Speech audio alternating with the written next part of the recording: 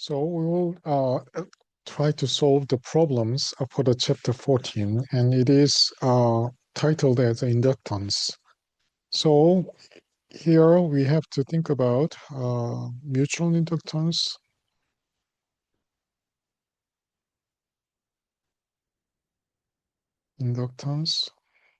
M12 or M21, which is equal, and then if you have a one loop and another loop, one and loop two. And this magnetic field will pass through this, and then you get the EMF. And similarly, we have a self-inductance.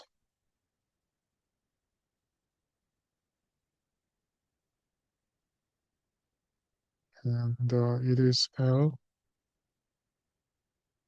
And then we are going to talk about magnetic field energy.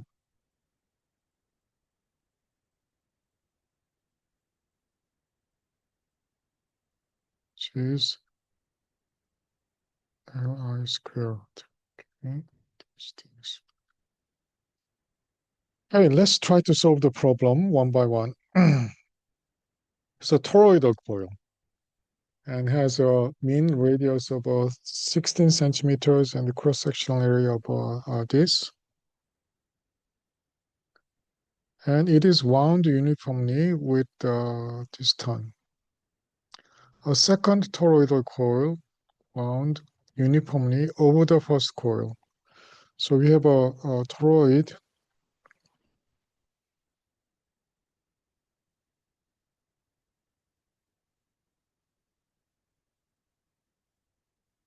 and then we wound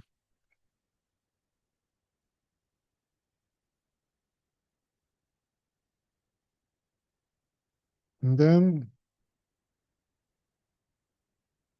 on the top of it have another wound, another coil.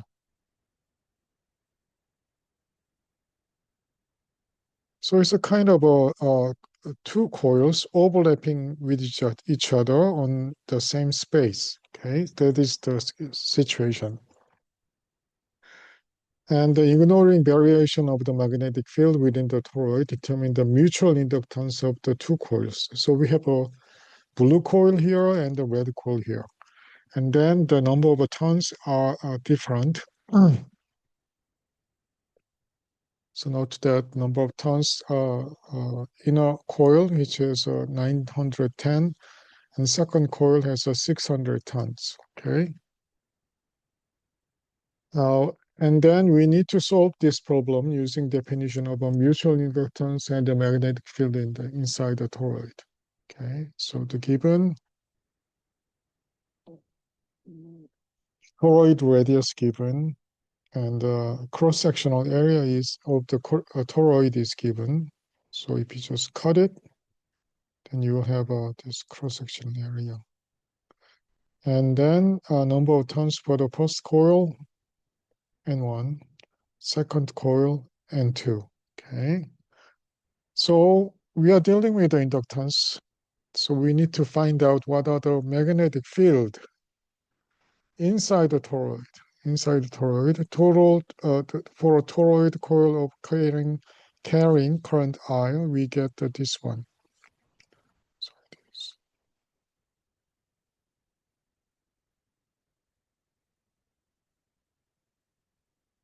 From the center to R.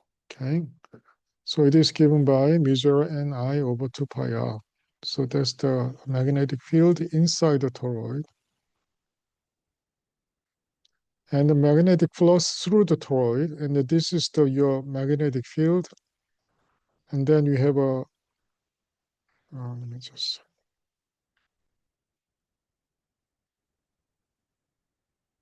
along this, we have a red coil.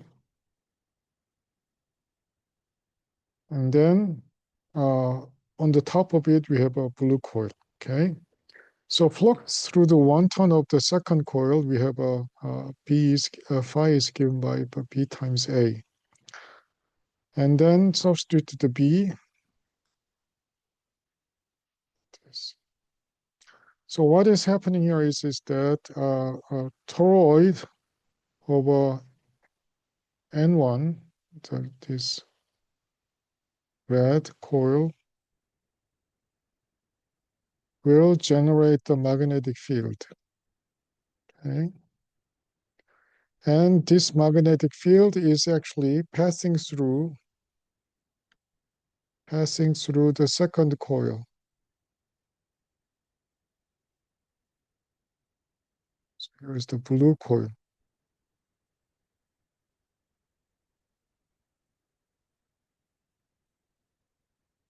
So we know what the B magnetic field, and then the magnetic flux is given by magnetic field times A. Okay. Note that it is touching each other so that it has the same area like this, so that the magnetic flux through the second coil, which is the blue coil,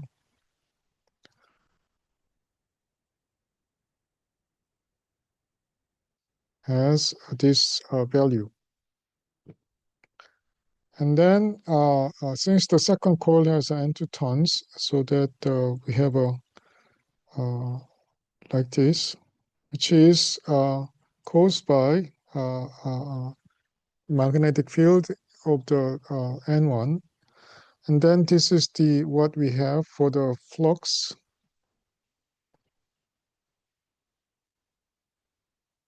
And this is what we have. Okay. This is for the magnetic field caused by N1 turn in the coil 1. And then this is the related with the N2 times coil 2 area. Okay, and then this is what we have. And then the definition of the mutual inductance is given by this one, so that we are going to divide this lambda with the I, and then you get this one. So in other words, this is kind of a phi 2, 1. Okay. And then we get this mutual inductance.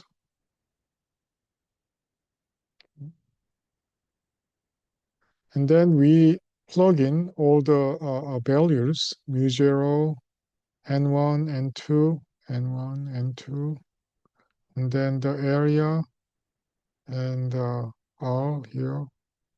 And then we get the mutual inductance.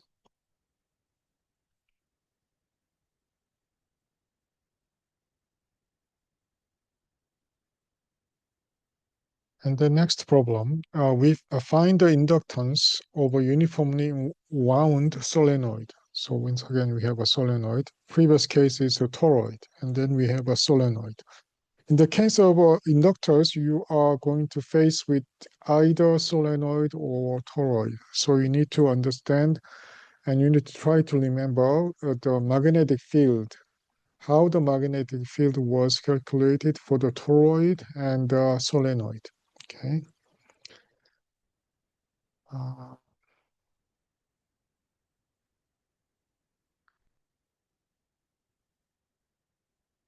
Find the inductance.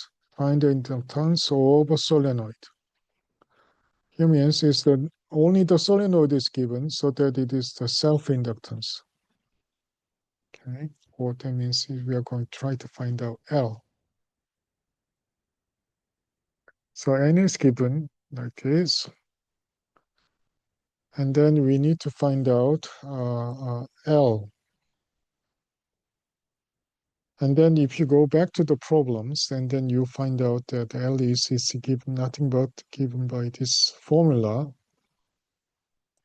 Okay. So once you understand that this formula for the solenoid, then you can just plug in those numbers, and that's it. So this problem is, once you know how the inductance is given for the solenoid like this, and then just plug in the values. It's very straightforward. And we are going to talk about LR circuit. LR circuit, we have some kind of characteristics like this.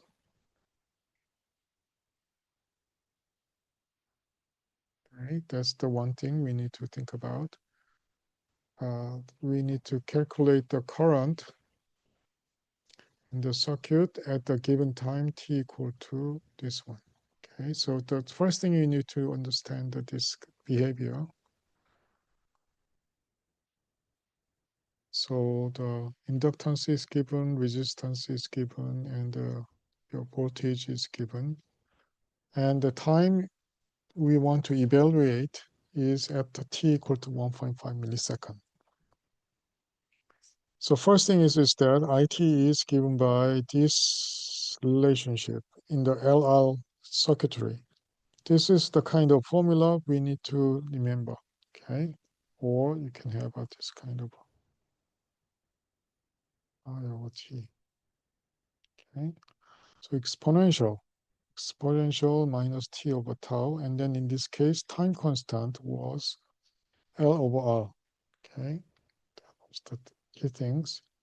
And then L over R, we know what the L is, we know the R is, so that this time constant is given. And then next thing is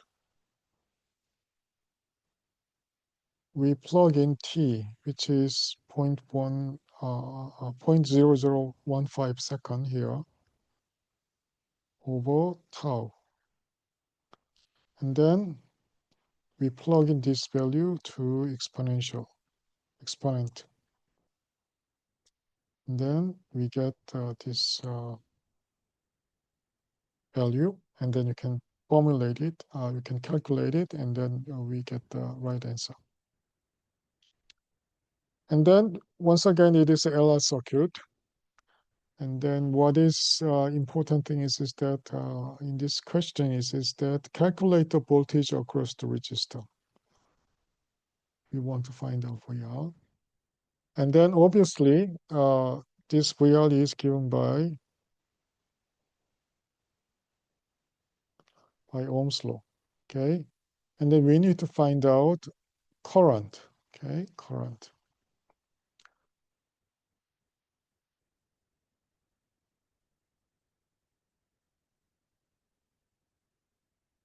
So what we found is that after a time interval equal to the one time constant, so that means t equal to one time constant, 1 tau.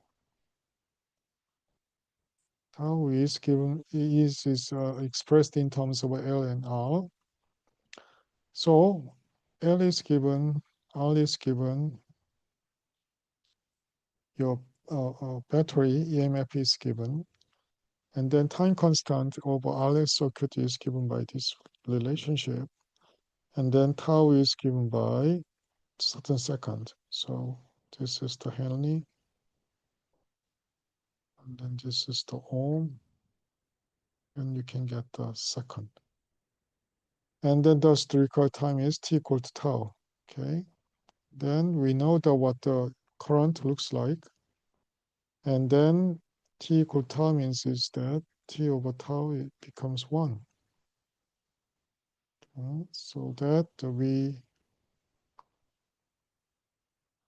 get this value. So we know what the EMF, we know what the R is, and then this is just the number, and then we can calculate the current. And then after we calculate the current,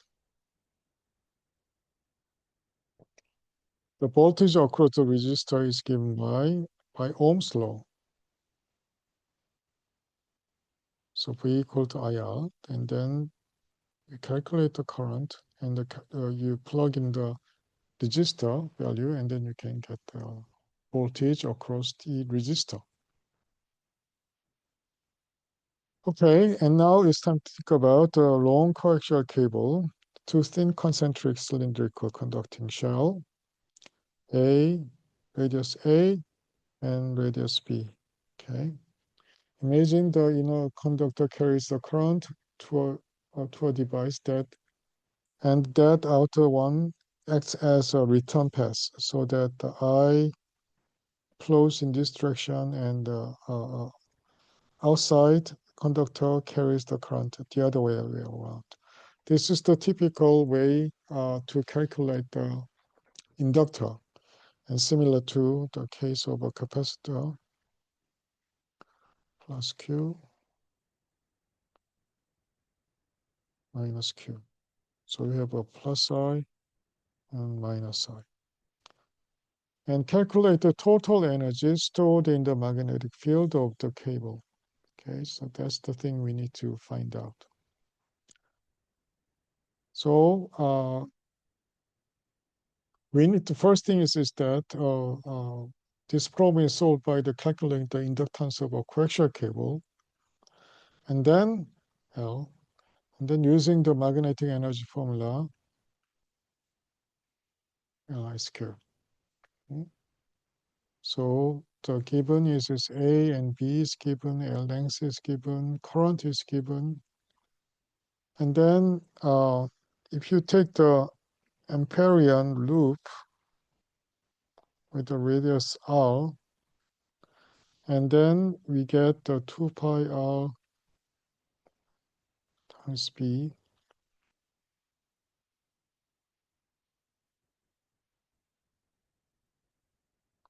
and this is the current enclosed.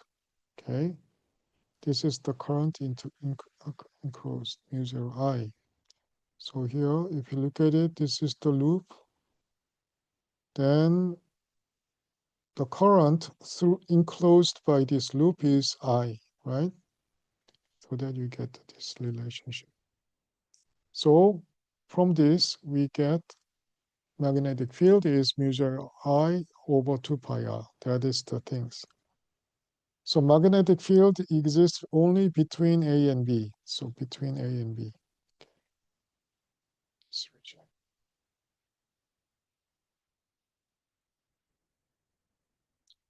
And the inductance of a coaxial cable is given by, L is given by this one. Okay.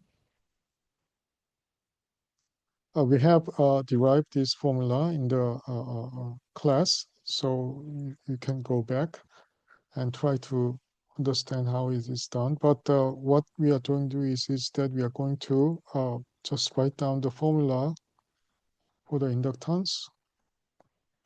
And the stored energy is given by U equal given by this one. So that was actually, if you think about it, we had to deal with the magnetic field energy within this surface A to B, and then there is a BR, and we note that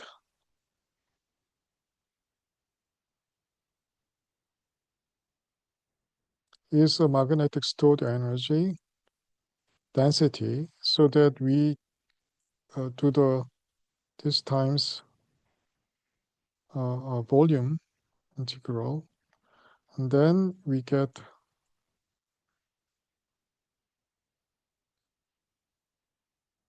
the length L. The dB is nothing but 2 pi L dr times L. Okay, this is the area element, and then if you do the integral, and then you will find out 1 over b squared is the 1 over r squared, and there is a r, so that this integral becomes 1 over r dr, and then this becomes a log. Okay, so that was the derived in this classroom. So I just wanted to give you the highlights. So starting point is that, okay, VR is 1 over R. in these configurations. And then our volume element is given by 2 pi r dr L. And then we have to integrate, and then this becomes this integral, and then this becomes log. Okay. And then we get the L inductance. And then our magnetic field energy is given by 1 over 2 Li square. We know what the I is. We can find out L for this formula for given L, B, and A. And then we can find out uh, magnetic field energy stored in this coaxial cable. Okay. And now it's time to think about what we are doing is that RL circuit. RL circuit. So a sensitive electron device resistance has to be connected to a source of EMF by a switch. The device is designed to operate with a current of 44 milliampere, but to avoid damage to the device, current can rise to no more than 4.5 milliampere in the first 65 microsecond after switch is closed. To protect the device, it is connected in series with the inductor. Okay. And what inductor is required? Okay, so we have to think about this is the RL transient current growth program. Remember that in the RL circuit we have this type of I versus T, and then we have to remember what has been given. R is given, and the normal operating current is given by this one. There is the 44 milliamps. But the maximum allowed current after switching is given by this one. Okay. So time after switching, we get the time this 1 microsecond, which is converted to this second. Okay. And once we have this is RL series connection, then we have to remember I is given by this formula. I infinite is known.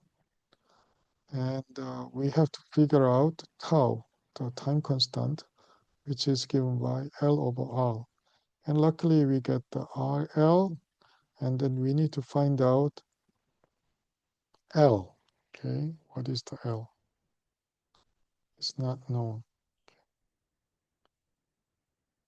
But the thing is that at t equal to, for a given 65 meters millisecond, we note that I should be 4.5 milliamp, and I infinity is 0.044 amps. And then T is plug in.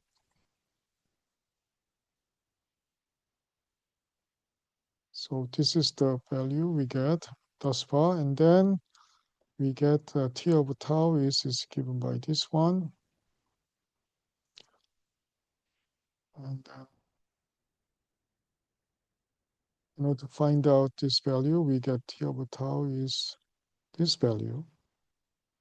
And then L is given by this one. And L is, note that this is the 60, T is 65 microsecond. So T is known, tau is unknown.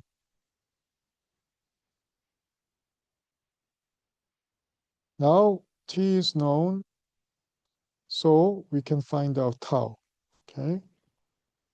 And for the tau, known tau, we know what the R is, and then we can find out unknown L.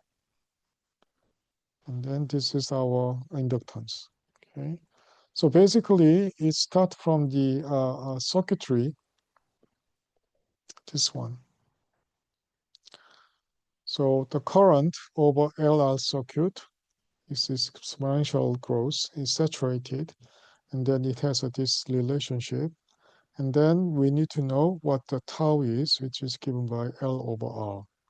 And then we can find out correlations between this tau, and then from this relationship, we found out tau. And then once we found out the tau, we can find out the inductance L.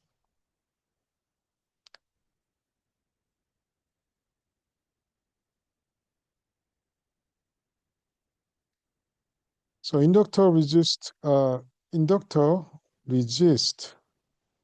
rapid change in the current. So this is given by LID, the DIDT. Thus, adding on inductor shows the current rises, protecting sensitive electronics from the damaging surge current immediately after switching, so that everything is going to be slowed down. Is nothing going to change abruptly by this factor.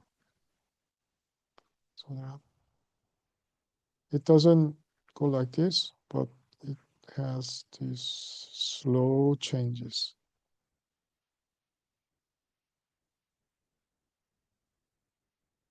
So resistance will just reflect the current right away. But if you think about if you have a rapid change of the current, okay, and then you will get the opposing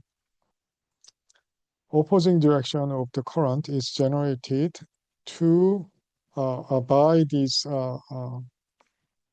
Faraday's law. And then this is the result of the Faraday's law, that it slow down the current changes. And now let's try to think about 260 volt DC power supply is used to charge capacitor. After capacitor is fully charged, it is disconnected from the power supply and connected across the 9 millihenry inductor. So that now we have a L and C circuit. So when a charge capacitor is connected to the inductor with a negligible resistance, the circuit forms an ideal LC oscillator. So LR circuitry characteristic is I, T, it has a slow increase. But in the case of an LC oscillator, as name stands, now you have an oscillation. And this oscillation frequency is given by this one. Okay, so that's the big difference. So voltage is given, capacitance is given, the inductance is given. We are trying to find out the time scale is given. So initial charge on the capacitor is given by Q naught is CV0, so that the capacitor times the voltage, you get the charge. And this charge is going to be utilized in the LC circuit. And then the angular frequency of LC oscillation is given by this one. And then we have this radian per second. And then omega t is given by omega times 2.5 millisecond after. So that we need to this one. Then we get this number. And after that, what we have to do is to calculate the charge. Charge is given these oscillations. Okay, so initial charge was calculated from the Q equal to CV, right? And then we have a cosine omega t. We find out what the omega is, what the t is, and then as a result, we have a cosine value, and then we get qt. Okay. So this case is we have to think about what is the initial charge, Q0. Q0 was calculated from the Q equals CB, okay? And then next thing is that we have to know that it's going to change with this value. And then we found out omega is given by this one, and then we plug in what the t is. So we find out what the omega t is. So Q naught is known, cosine omega t is known, and then we can find out Q at a certain time, right? And next problem, when a camera uses the flash, a fully charged capacitor discharges through an inductor, okay? At what time must the 0.38 current through a 2.9 millihenry inductor be switched on or off to induce 400 volt EMF, okay? So let's try to find out. This is the self-induction law for an inductor. So we have a current is given, and inductor is given. And then we want to have induced EMF like this, okay? And then how this EMF is related with the inductor L. And the answer is given by this one. Our EMF is given by L times di dt. Okay, that's the key things. So for the rapid switching event, we approximate di dt becomes delta I over delta t. Okay, so we have this one. And then what we want to know is this delta t. Okay, so delta t is given by L times delta I over epsilon, which is the EMF. And then we know the EMF, okay, and we know the L, and I is the, so note that what it means. The current through the inductor has be switched on and off. That means is that delta I should be this value. So on and off means is that I becomes 0, I becomes 0.38 amp. Okay, so this is the 0.3 ampere minus 0 ampere. Okay.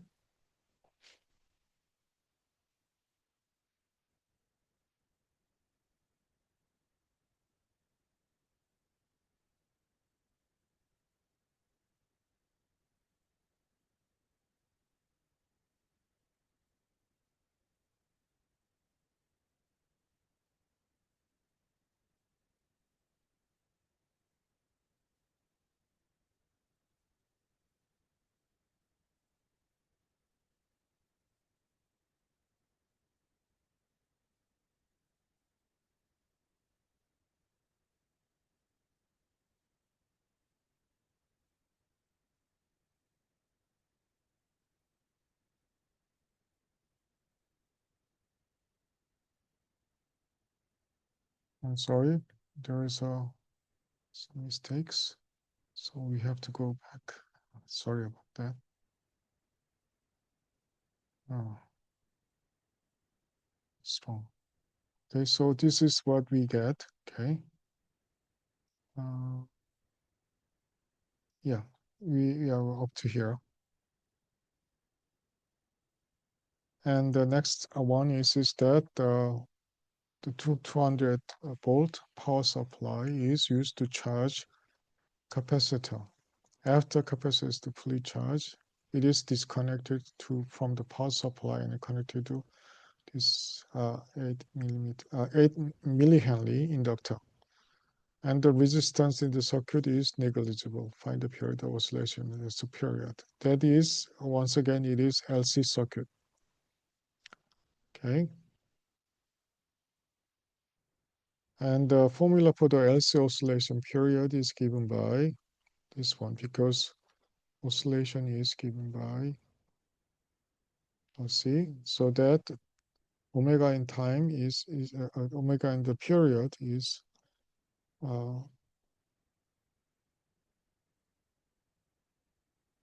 T.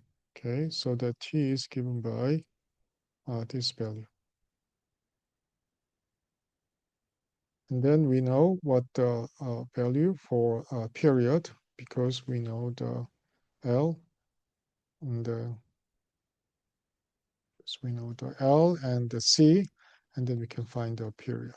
Okay, and that's about it. Chapter 14 is relatively easy once you know the formula. Okay, so you don't have to worry about too much about it. Okay, that's about it.